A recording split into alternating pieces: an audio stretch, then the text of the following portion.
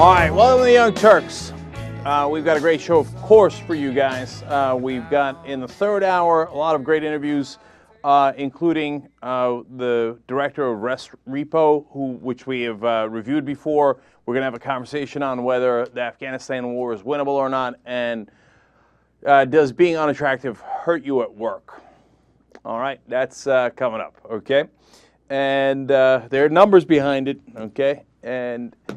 But in the first hour, guys, we're going to have a lot of Shirley Sherrod news for you. And there's very good reason for that. Because as they say these days in Washington in one of their catchphrases, it's a teachable moment, right? It's a moment that clarifies things and hopefully will help break through to the White House, although I'm not sure what can because they're so pathetic in so many ways. And I'm going to show you that today. They're ridiculous. All right, I'll go easy on the adjectives for now. Their ridiculous reaction, okay, and how they panicked about Fox News and Glenn Beck's reaction. We have clips to show you on all of this. Now, here's some of the things we're going to break down. What did Fox News do in a 24-hour span to get the administration so scared? What was Glenn Beck's reaction afterwards? Because that was priceless. And then how about Andrew Breitbart, who started this controversy in the first place? What was his reaction?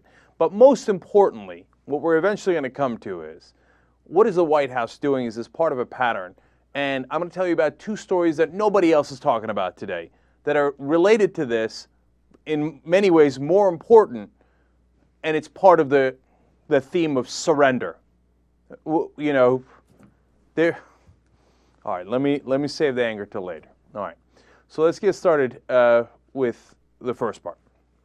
Now, yesterday on the program, we told you about Shirley Sherrod. She gets thrown out by the White House. I'm sorry, not the White House. Tom Vilsack at the Agriculture Department of the White House had nothing to do with it. Except we hear that Jim Messina, the Deputy Chief of Staff, Rahm Emanuel's right-hand man, as soon as she was fired in the morning meeting, told everybody, oh, great job in firing her. Fantastic job. Way to move fast so that this didn't become, quote, a media circus. So you bowed your heads to Fox News really, really quickly. Nicely done. That's what the Obama White House loves. So what got them so scared about Shirley Sherrod? Why couldn't they wait a day to, one, talk to her to get her side of the story, or two, wait till the whole tape comes out to see if there was context to it? Why did they panic so quickly? Because of the Fox News barrage. Now, JR put this collection together of Fox News clips. This is basically less than 24 hours because the tape comes out on biggovernment.com. They go ballistic on it. He came out to where Glenn Beck said he came out and he didn't have a chance to comment on it because it was too early for his program. Like he missed it, right? So then it starts with Hannity and O'Reilly. It stretches into their morning program. It stretches into their news hours and comes back around. And by the time Beck comes back around, she's fired. Okay, and you'll see on tape. They told her, we've got to get rid of you before Beck comes on. Oh, that's so pathetic. Oh, God, that's revolting. So what sent him into a panic? Well, JR put the Fox News clip together. Here's what they did in under 24 hours. Hey, how about this? You know, last week the NAACP condemned the Tea Party as having racist elements. And then this video showed up. We're going to play a little snippet. Part of the shocking video. Part of the speech. At an NAACP event when she said this. I'm struggling with the fact that so many black people have lost their farmland, and here I was faced with having to have a white person save their land. Racially charged things, the new Black Panther Party in the Department of Justice and Eric Holder. If it was a white person speaking at a Tea Party event, joking how he had kept the black man down, it would be massive. If that was a white person on there and a black person there, and I don't want to get all into the weeds here, but... The question is, how many more people like Ms. Sherrod exist in the Obama administration? Black racist any more than you can be a white racist. Ben Jealous was at a meeting with Louis Farrakhan. I would find it very hard to sit down with the NAACP. You know, I hear you. I didn't think what she said was really that bad. Look, because the clip everybody is showing, you're cutting off the first part of the clip. Who is this guy? Clearly what she said was a racist racist thing. Right, And I of don't course, believe of we course. took it out of context. What we did was we took the racist part.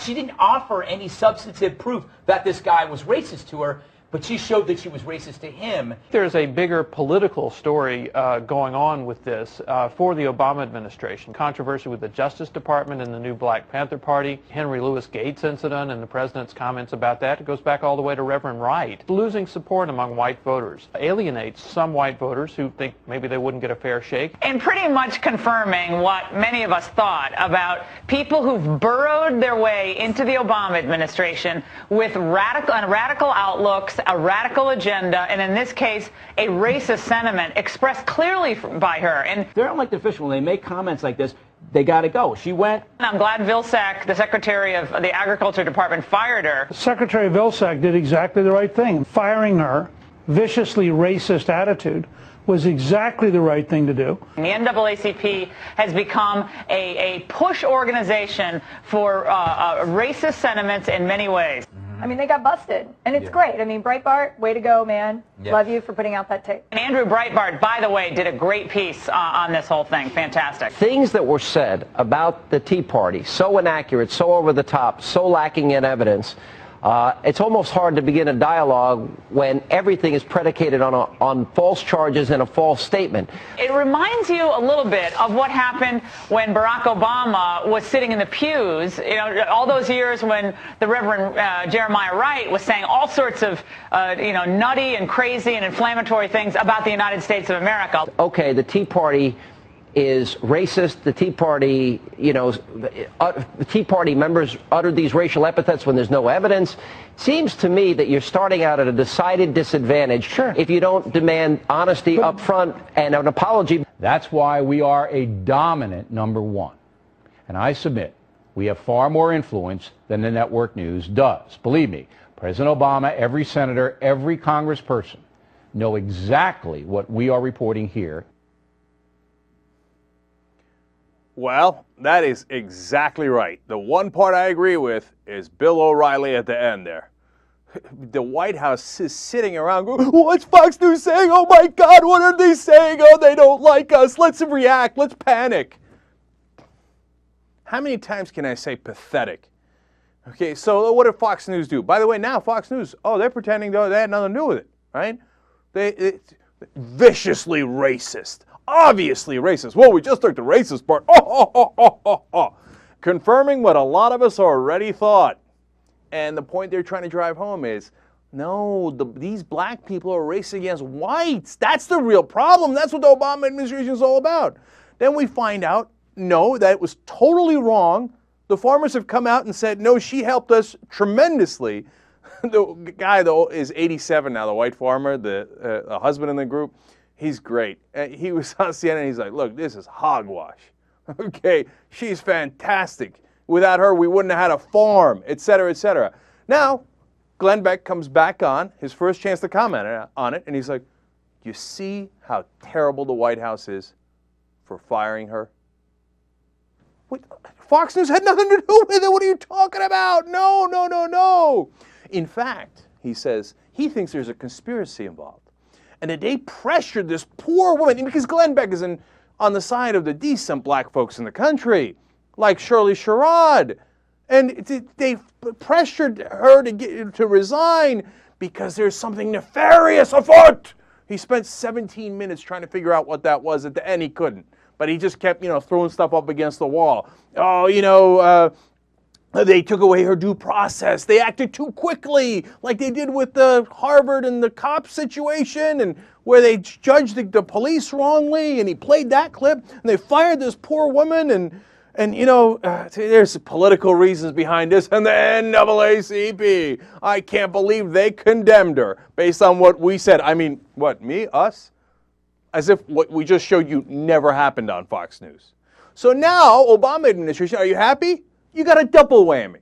First, they kicked the crap out of you for something that didn't exist. Like a coward, you bowed your head to them, and now they're kicking the crap out of you for doing that and for firing her in the wrong way.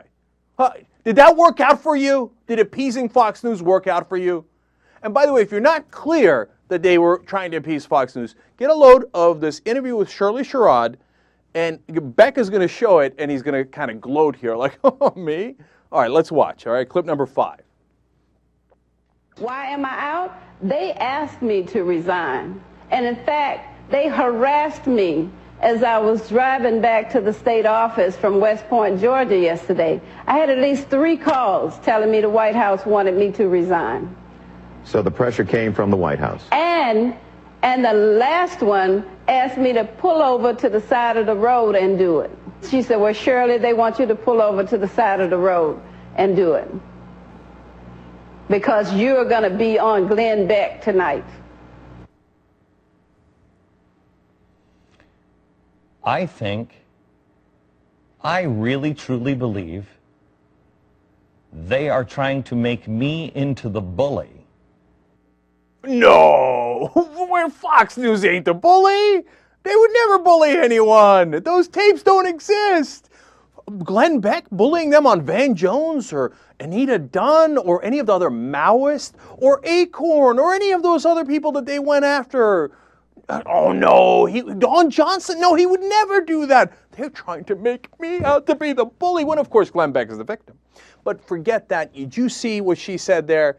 That to me was the telling point. They said Glenn Beck is going to talk about you tonight. We got to fire you. Pull over to the side of the road. Pull over to the side of the road. Resign before Glenn Beck gets on air. I'm trying to hold back from saying the P word. I keep using the word pushover, but let's keep it real, man. You know what they are. All right, I'll be more polite. They're cowards. They're so scared of Glenn Beck. I can't tell you how sad that is. These are the guys we elected. Look, at least when Republicans elect people, they might be vicious and they might start wars you don't like and they might give all the money to the rich, but they do what they're going to do. And they say it, they do it, and they're not scared of the Democrats. They're not scared of their own shadow. Can you imagine a Republican saying, oh my God, hurry up, fire someone before Rachel Maddow comes on air? Before Air America talks about it back in the day. Bush, Air America. Oh my God. And these pushovers at the White House in a panic and a cold sweat over what Glenn Beck and O'Reilly are going to say. Sickening, it's revolting. When are you going to stop? See, that's why we don't think you have any balls.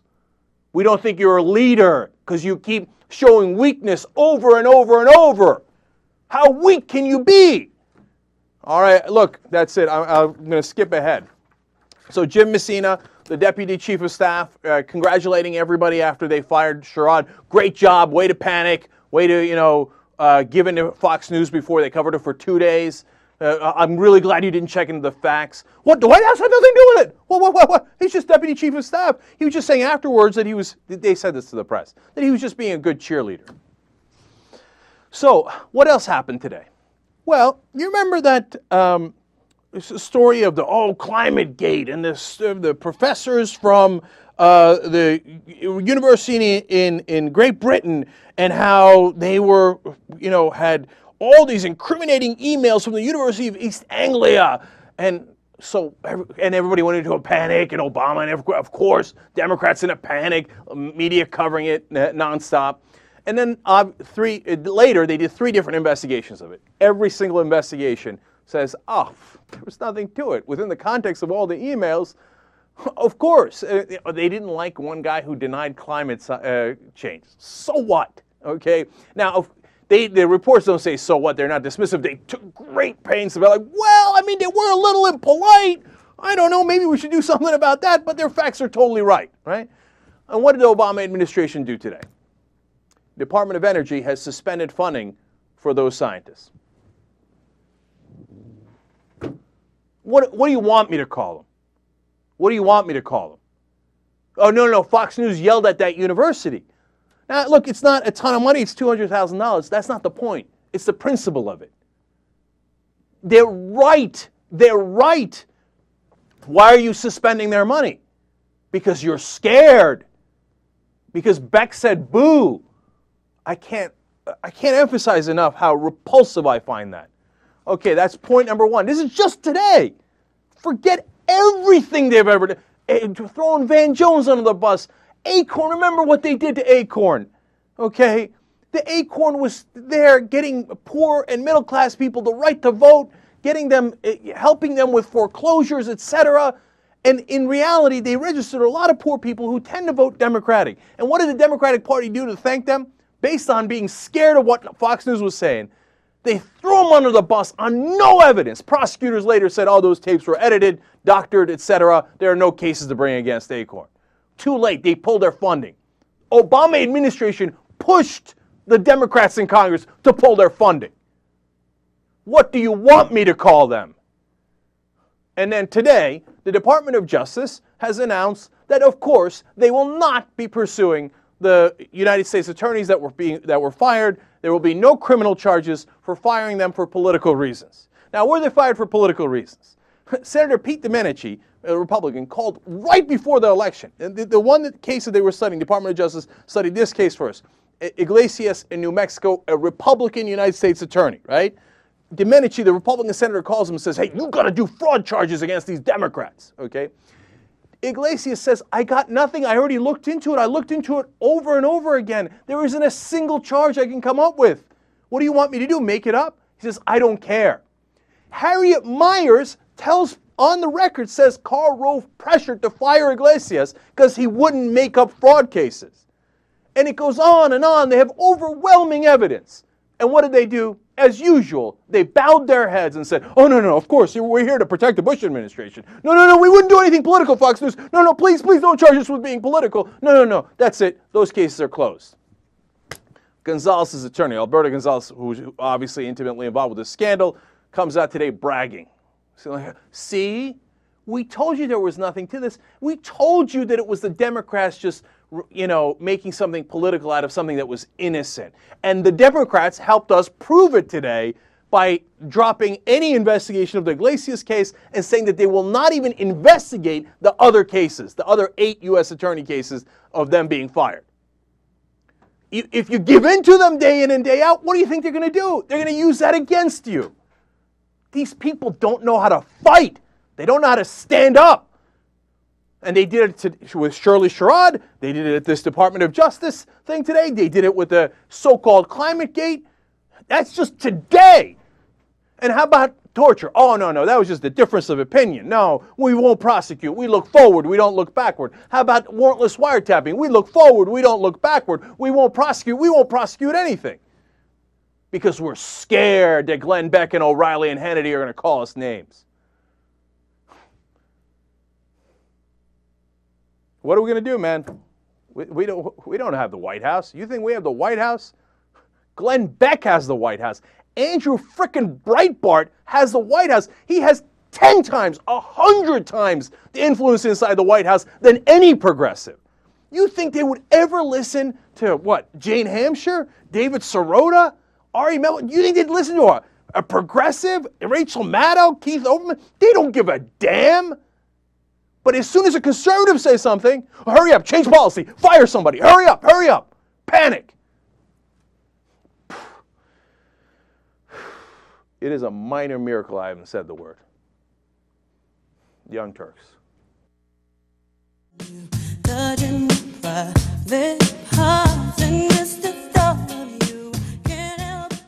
All right, now let's go to that weasel lying. I'll leave it right there. Andrew Breitbart, he is a conservative commentator. He runs a couple of websites. He helped Drudge start his website back in the day. And what he likes to do is hit jobs. He's the one that did the hit job on Acorn. He's the one that put in the heavily edited video on Acorn that later prosecutors looked at and said, Jesus, man, this tape looks nothing like the one you have up on your website when you look at the whole thing. And he did it again with Shirley Sherrod. Now, this weasel is going to go on George Stephanopoulos' program, Good Morning America, and I love his initial, and then later he comes up with an excuse. Oh, no. No, it wasn't about Shirley Sherrod. It was about the people in the audience. Except, I'll tell you afterwards what his website actually said. Let's watch. And joining us now to debate all this fallout, Andrew Breitbart, publisher of BigGovernment.com, which started this firestorm by posting that video of Shirley Sherrod. Also, Eric Boehlert, senior fellow with the watchdog group Media Matters for America. You guys are on different sides, obviously, of this issue. But, Andrew, let me begin with you. After seeing the whole tape, White House calls Agriculture Secretary Tom Vilsack. He's now reconsidering this firing. Any second thoughts for you? I have no second thoughts regarding the course that Vilsack took. I have no idea why a video that was posted to draw attention to the conflict between the Tea Party and the Democratic Party trying to attack. But let me just stop you there, because your original column said that the video lays out in stark detail that Shirley Sherrod's federal duties are managed through the prism of race and class distinctions. When you see the whole tape, that's clearly not true. No, she does actually talk about race and class distinctions in it, but this was always not in the context of her job as a federally appointed executive bureaucrat.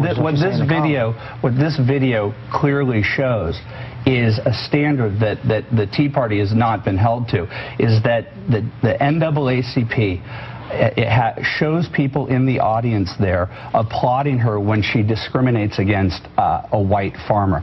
That was the point that I was trying to make, because what the NAACP is arguing about the Tea Party is that there are people But you said she did this as a federally appointed bureaucrat.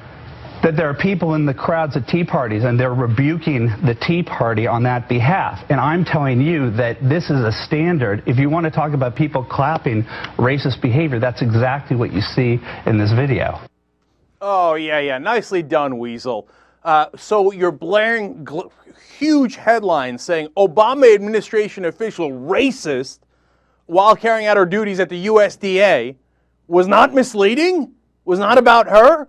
When it was something she did 24 years ago, and you purposely left out the part of the tape that had her saying, look, I actually did not do this in the end. I helped the farmers as much as I possibly could because I realized it was the wrong thing to do.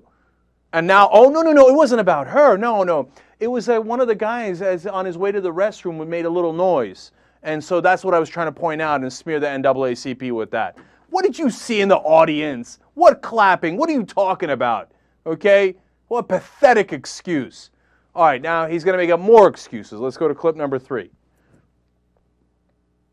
This was never about Shirley Sherrod. No, this was not about Shirley Sherrod. This was about pointing out the Tea Party. Correction. This was not about Shirley Sherrod. This was about the smears that have gone against the Tea Party, including the primary one, which has led the charge, which got re-instigated by the NAACP condemning the Tea Party by saying that N-words were hurled at Congressmen Carson, Lewis, and Eldridge.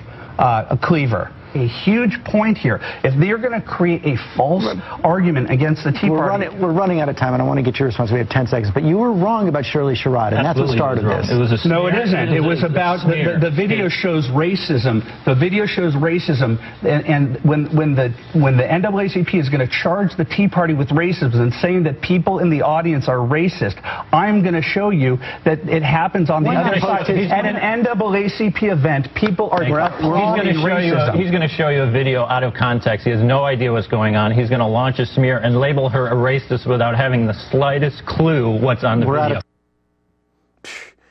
It shows people applauding. She's talking about her turning point. Even in the video that Breitbart posted, she said, hey, then I realized it isn't about black and white, it's about poor people, okay? And that's part of what she said. Now, in the longer tape, she says that more and more clearly. Of course, that's the part Breitbart didn't want you to see, right? But even in that part, it's in there, and then he says, oh, well, they're applauding that, so they must all be racist. All right, I'm going to do one more with this weasel, okay? Because, unfortunately, as it turns out, this is the one guy that the White House will listen to the most. This is the demigod for the Obama White House, the guy who sets policy, Andrew Breitbart. So let's watch this weasel again, try to weasel his way out of, oh no, it wasn't about Shirley Sherrod, me, no, oh, of course not. I don't know, golly gee willikers, just because I called her a racist and said she was part of the Obama administration racist and that she was doing it now. Why would it be about Shirley Sherrod? It had nothing to do with it. Fascinating. Really? Let's watch.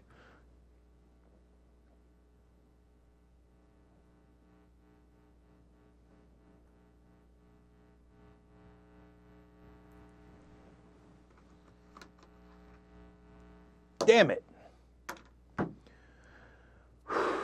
That was, okay, you've seen enough of Breitbart. We'll let it go. But that was him doing in the same panicked way, being like, oh, no, Shirley Sherrod. I got nothing against Shirley Sherrod. I don't know why the White House did this. But, okay, so to round it all up, same exact thing as before, okay, as what Glenn Beck did, which is, it's not my fault that I buried a hatchet in her back. It's the Obama White House's fault for listening to my weaselly ass. And so I'm going to hit him again and say they're the racists for firing Sherrod. I mean, that's what Beck implied. By the way, Beck said that she should be rehired, right? And now, so he seems like he's leading the crusade to rehire her. So now the NAACP says she should be rehired. Now the White House has finally turned around and said, okay, we're trying to rehire her. For 2.5 days, they were like, oh, no, we've got zero tolerance. And, we don't even use our head. We don't give a damn about our head. We've given our head on loan to the conservatives, and they just make judgments for us, and we call it zero tolerance. Hell no, we're not taking her back. The White House said, oh, it was all Vilsack's decision, the Agriculture Secretary, but we stand behind him 100%. No, well, then that's your decision to stand behind him 100%. Finally, and why did they flip, by the way? Why did they flip? Because Glenn Beck said you should rehire her. So they're like, oh, wait, what does Fox News tell us to do? I have watched Fox News. We should rehire her. Glenn Beck has given us permission. So now Vilsack and the Obama White House trying to rehire Shirley Sherrod because Fox News gave them permission. Pushovers. Okay, so, and they do. I was going to say they should run every decision by Fox News, but they do. They do. What is Fox News saying? Okay, let's amend the legislation. Let's make it weaker. Let's fire somebody. I knew Fox News was running the White House when Bush was in charge. I didn't think that the Fox News would be running the White House when Obama was in charge. I thought we were going to get change. Can you tell how angry I am today? By the way, Glenn Beck, I watched this whole stupid 17.5-minute segment on this, and at the end, he couldn't help himself. And you know what he did? He's trying to pretend to be on Shirley Sherrod's side, and he's against the Obama White House, and they're part of a conspiracy. And then at the end, he couldn't help himself. He called her a Maoist. Now, why?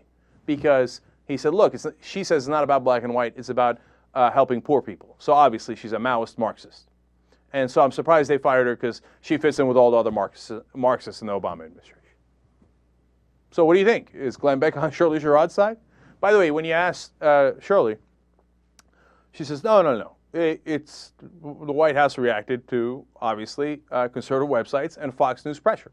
And what Fox News did to me instantly, in less than 24 hours, let me be clear about it, was racist. And she's 100% right. Because the whole Fox News modus operandi and what we showed you on Monday's show is, oh, look at all these blacks. Oh, they hate white people. They want to take white people's money. They're Marxists. They're Maoists. They're the racist.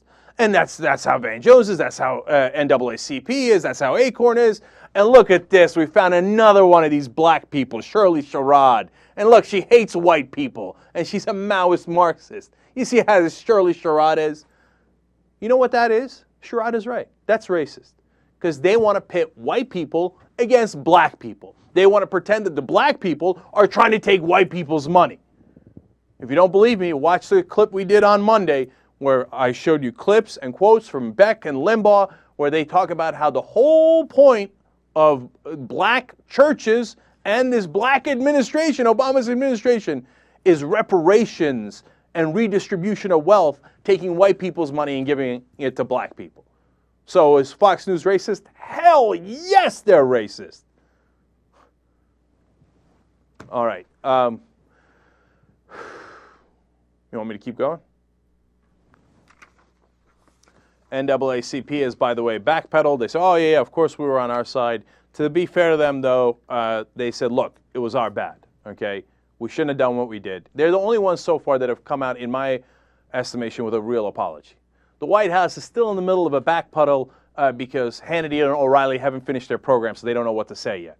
You know, they got the okay from Beck, so they feel all right to say, well, you know, sure, I think we're going to try to rehire her. We'll see how it goes. And we apologize to her because, you know, this shouldn't have happened. But let me stop watching The Factor first, and then I'll come back and talk to you again. But the NAACP said, no ands, ifs, or buts about it. We screwed up, and that's that. Okay, one more thing. Oh, two more things real quick, actually. Jane Hampshire had an excellent write-up on this on Firedog Lake. And she said a lot of things that I've been saying in the course of these last 40 minutes, which is there any chance that the White House would listen to a progressive? Is there any chance that the White House would give as much influence to progressives as they do to Fox News or to Andrew Breitbart? And as you read it, you think what everybody knows. It's inconceivable. Inconceivable. You remember what Rahm Emanuel called progressives? Fucking retards. Because he's a fucking genius. He's the genius who decides what he's going to do in a Democratic administration based on what Glenn Beck and O'Reilly say. But we're fucking retards. Yeah, you look really smart now, Rahm. You and your Deputy Chief of Staff, Jim Messina, you all look like geniuses. Congratulations. It's hard to have any respect for them. Any. All right, one more thing. So it's Fox News racist, right? I told you they're trying to get people riled up against the NAACP, against the administration, et cetera, et cetera. Now, did it work? Given Fox News' audience, what do you think? Do you think it might have worked? Let's go to a clip of some voicemails left on the NAACP's Hollywood Bureau. You might get a sense of what conservatives have been egged on to believe about the NAACP. Of course you won't answer the phone yourself, because you're chicken shit racist niggers. The entire black race is nothing but a have-not bunch of bums. You can't work for yourselves. All you do is suck off the white man. Fuck you, motherfuckers! Fuck you! You want a race war? You got it, motherfucker! You want to fucking kill our babies and kill white people? You're gonna fucking, the streets will run red with blood. The streets will run red with your blood. Fuck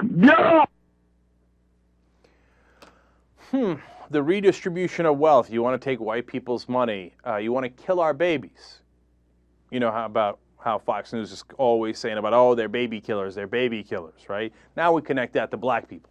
Why? Because the Obama administration is Democrat, they're pro-choice, and he's black. So you connect all of it to the latest victim of Fox News, the NAACP. Now, you're going to say, well, wait, they're not responsible for that. And look, that guy said it in a raw way, what Rush Limbaugh and Glenn Beck say every day, right? Now, he's not as savvy as them, so he just says it. Oh, by the way, what's the other thing he wants to do? He wants to start a race war. He wants to grab his guns. Where did he hear that? Now, you're going to say, well, that's unfair. No, I'm not saying that guy is the same thing as Fox News, okay?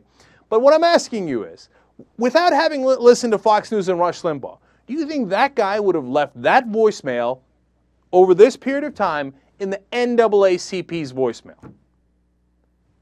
Now, seriously, if you're a conservative or a Republican or you love these guys, you think he probably, unegged on by Fox News or any of this, he probably would have left that message for the NAACP at this time either way? No, you don't think that. Nobody can possibly believe that. He left that voicemail for the NAACP because he heard on the radio and he watched on television that the NAACP is racist against white people and that they want a race war and that they want to kill your children and take your money. Where did he get that idea? He got it on Fox News and Rush Limbaugh. And they don't know that some of their listeners, at least some of their listeners, are mental, are deranged, and might actually carry out some of this stuff? They know, and they don't give a damn. They love it. They're sick. They're perverse. And then they turn around and go, well, Us? No, we were in favor of Shirley Sherrod. We're for good black people, not the bad black people. You know what they are, right? But so we had nothing to do with any of this. And it looks like somebody killed an abortion doctor, and somebody went into the Holocaust Museum and shot a cop, and so some other guy shot a bunch of cops in Pittsburgh and Florida, and etc. And because the government was coming for their guns. Oh, we had nothing to do with any of that. No. Golly gee willikers, what a coincidence that all of this has risen, hate crime like this has risen by fourfold since the Obama administration came in and Fox News and Rush Limbaugh went on the warpath. What, golly gee, what an unbelievable coincidence. Who could have seen that coming? Young Turks. Back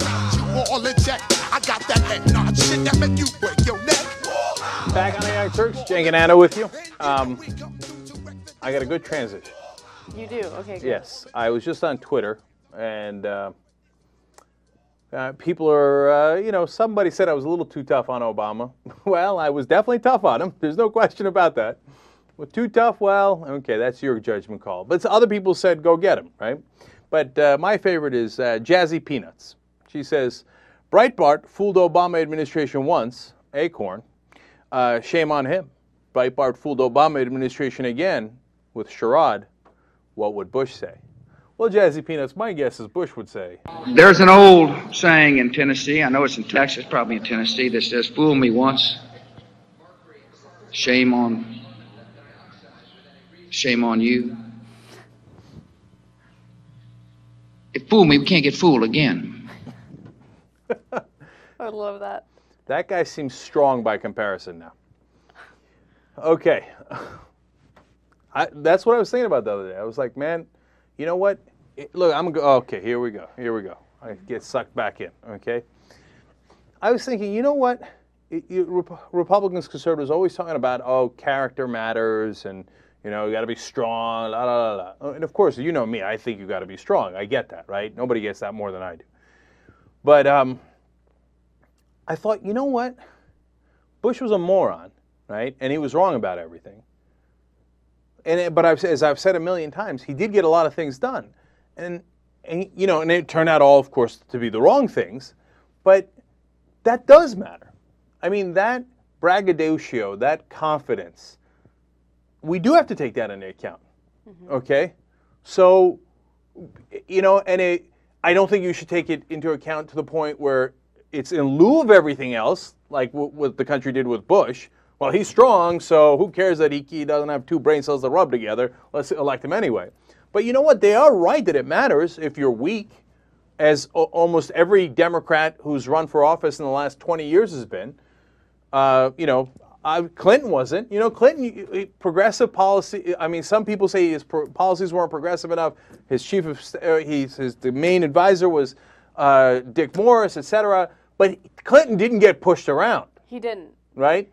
No. When Newt Gingrich said, hey, I'm going to shut the government down, Clinton said, make my day, bitch.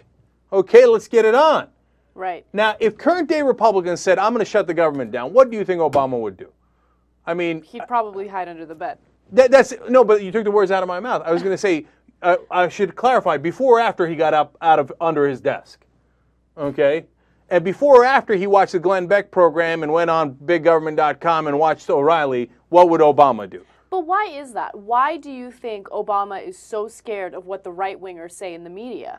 Like during last hour, you talked about how if Rachel Maddow were to say something about Obama's administration, something critical of it, or if anyone on MSNBC were to say something critical of the Obama administration, he wouldn't care, he wouldn't pay any attention. But why is it that the right-wing media has so much control and so much power over our own government? Well, it's fundamental weakness. There's no way around it. He's scared. He's not scared of the left. Okay, so let me clarify a little bit more, because that's such a good question. Because if you're a politician, right, you're trying to get more votes. Mm-hmm. Sometimes you got to go get money to get more votes, etc. We've talked about that. So he thinks if Maddow is mad at me or Oberman's mad at me, who cares? Okay, one, the liberals aren't going anywhere. They're never going to vote for a Republican. Never, ever, ever, ever, ever, ever. Okay, and when election time comes around, I'm going to pretend to be progressive again. Right? And I'm going to talk about change. and I'm going to talk about, oh, we're going to go get Wall Street. Oh, I'm going to tell you how bad the Republicans are. And what are you going to do, tough guy? You're going to vote for the Republicans? No, you're going to vote for me because you don't have any choice, right? So that's the calculation. Of course, we know where the calculation is going to go wrong, but let me just lay it out for you. Whereas he thinks, oh my God, Fox News, when they get on something, they're not real news, they're propaganda. So they repeat over again, over and over, right? To the point where it seeps into the whole mainstream media. And he's right to be scared of that because the mainstream media, these days, 8 out of 10 times, it used to be 10 out of 10 times, have no mind, right? And they just follow what Fox News is saying. And so then this becomes a problem in Washington, right? A problem that has to be dealt with. Otherwise, that's going to seep in to the middle of the country, okay? I don't mean geographically, I mean the centrists, and they're going to lose centrist votes. They get that they're not going to win the conservative votes, right? They're going to lose the important center in their mind, right? But what they're not getting is, one, there's 3 things they're not getting. One, it makes a difference if you fight back. You see, Ben used to talk about this all the time. Unfortunately, it's just not the case anymore. They say, oh, what if my opponent runs $10 million worth of ads against me? Well, it's not like you're broke. It's not like you're not going to run ads. You could run $10 million worth of ads too, right? Except apparently the Democrats have forgotten this, right? So they're scared of that, right? And then number 2, they forgot the critical part that, oh, by the way, just to elaborate on that more, that's where I got stuck.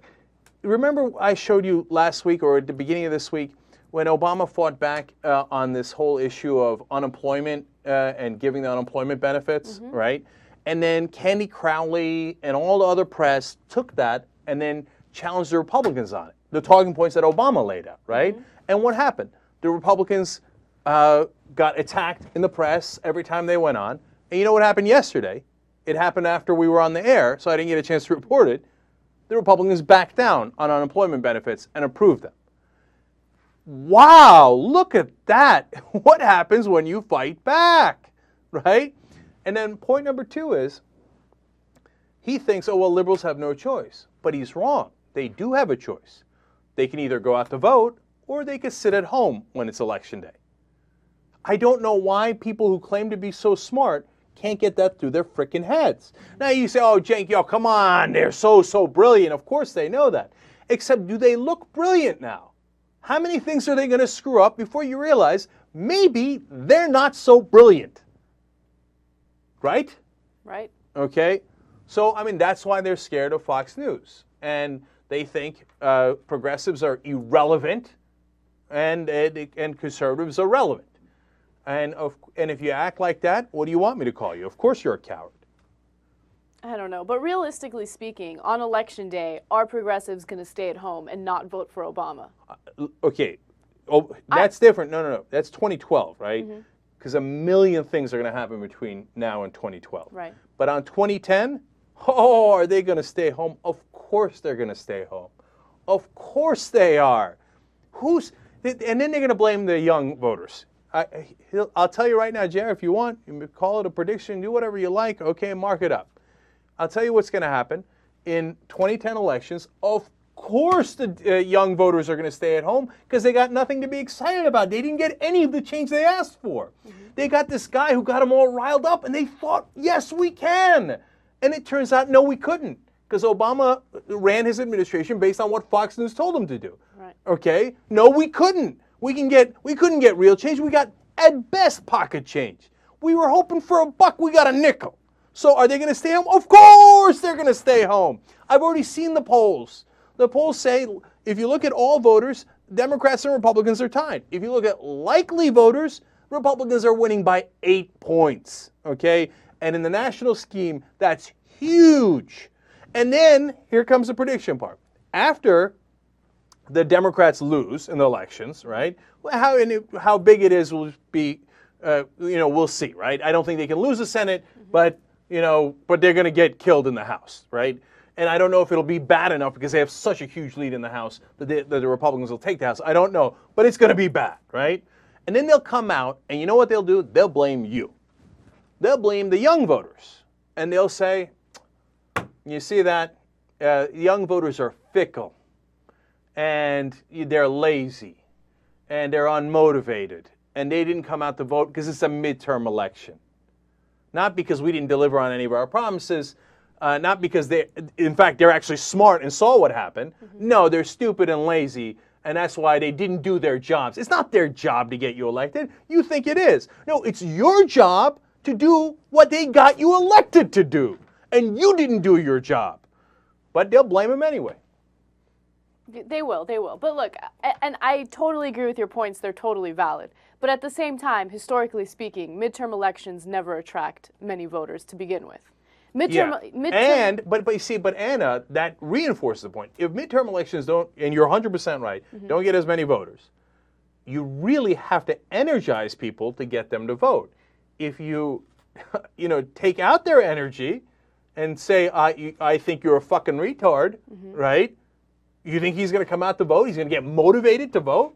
No, right? Right. So that's, again, let me ask for the 20th time today, so who's the fucking retard? My guess is we're going to find out after the 2010 elections, but it doesn't matter. They'll make excuses.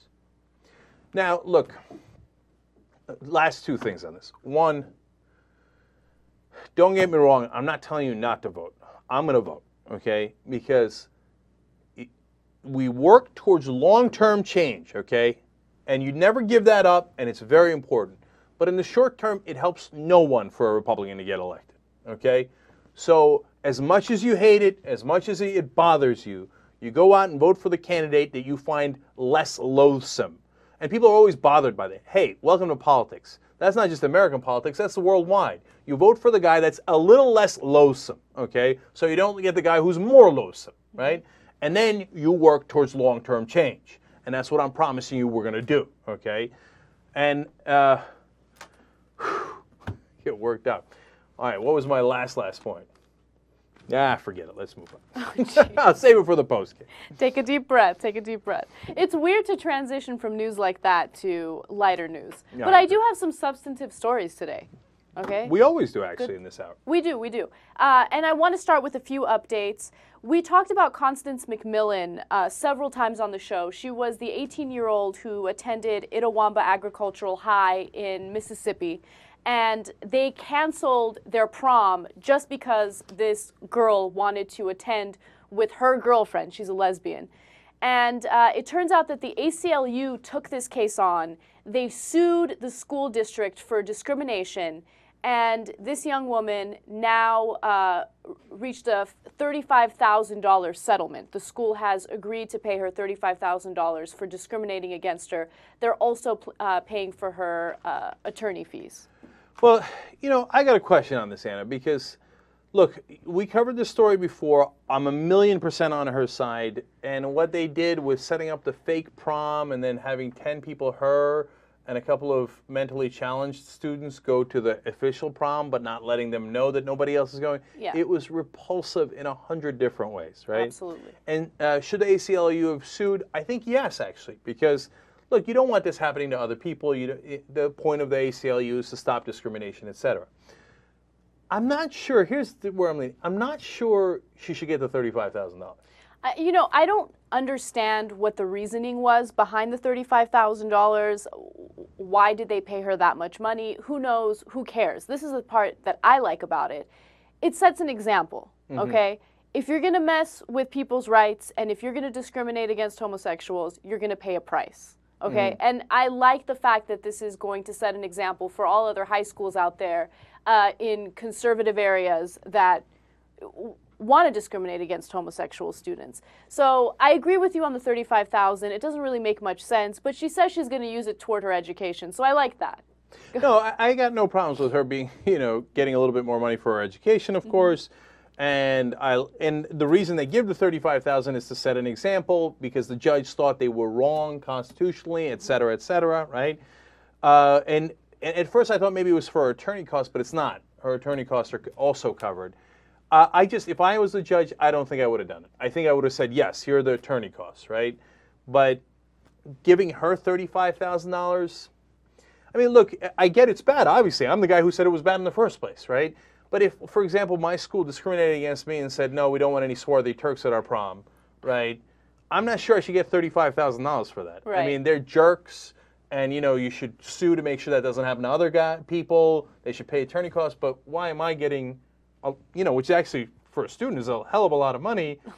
I mean, I get why, because they're wrong and they lost the case, but that's not the direction I would have gone. Right. I mean, they might have reached that conclusion or that settlement based on the pain and suffering that she went through. Because you got to keep in mind, she's in high school. She's from a conservative area.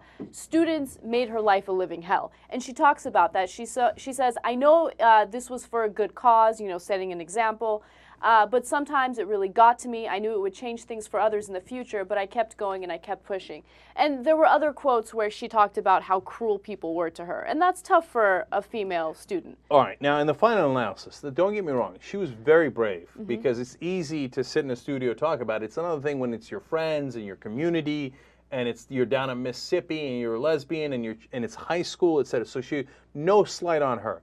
But in the final analysis, it winds up great for her. Right. Okay. She was featured in the Gay Rights Parade in New York. She's, of course, become a mini celebrity overall and certainly within that community. She's got $35,000.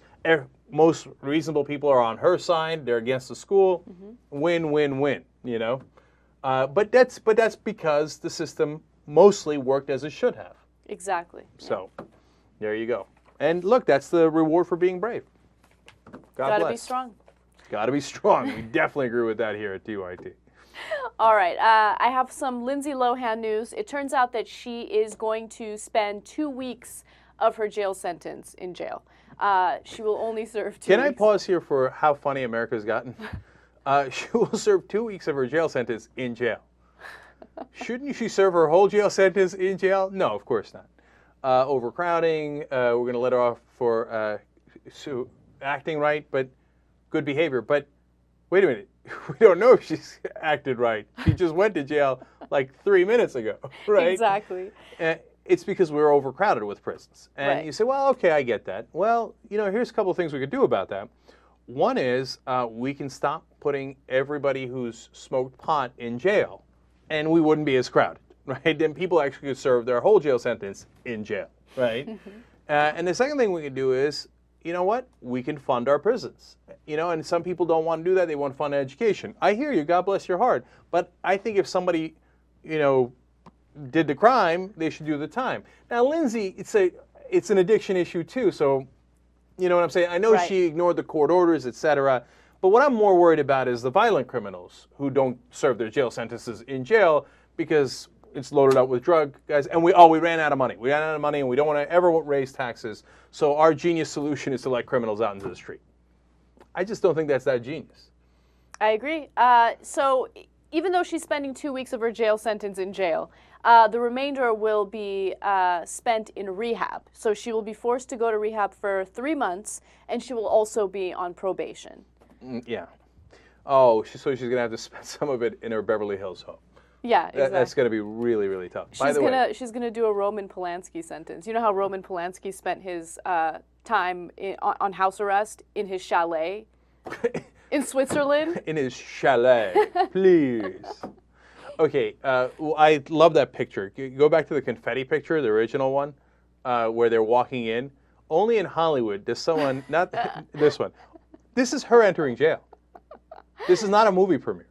Only in Hollywood do you enter jail like this, wearing the sunglasses, hair blowing in the wind, confetti all around you, saying, I shall do 2 weeks of my jail sentence in jail and rest in my chalet. Must be nice. Must be nice. All right. You know what? When we come back, I'm going to do a somewhat political story that I was going to do in the third hour, but I was too angry to do. But it relates to entertainment as well, because this is a right-wing entertainer, kind of. You'll see who it is, with a loathsome comment. Come back.